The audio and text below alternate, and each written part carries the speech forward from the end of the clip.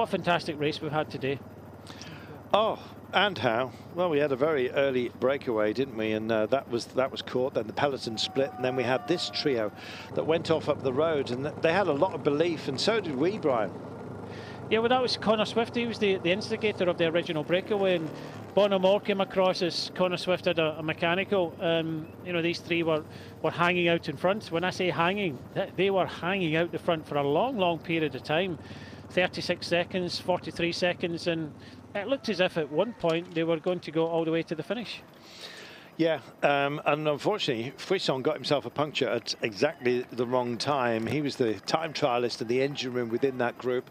But Arnaud Démare had done a lot of chasing with his team. In fact, he'd led from the front on much of the chase. And he was the strongest, well, of the entire field, as you know, by the end. But Démare had to work so hard.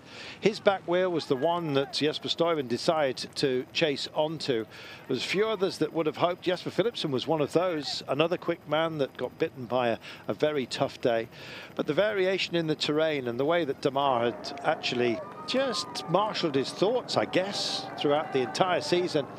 Madouas was offering up a turn for Démare, but Démare was so strong and stayed within this group. It was a quality group as well. Roger Adria from Kern Pharma in the green and white was also part of proceedings. Madouas emptying himself on behalf of Démare, his teammate, at the front of this group.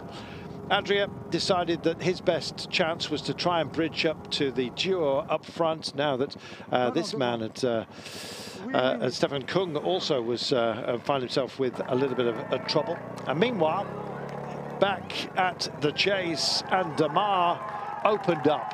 Stuyven, the only man who could stay with him. Madouas tried to stay there just to help out Démare should he need a turn a little bit later on.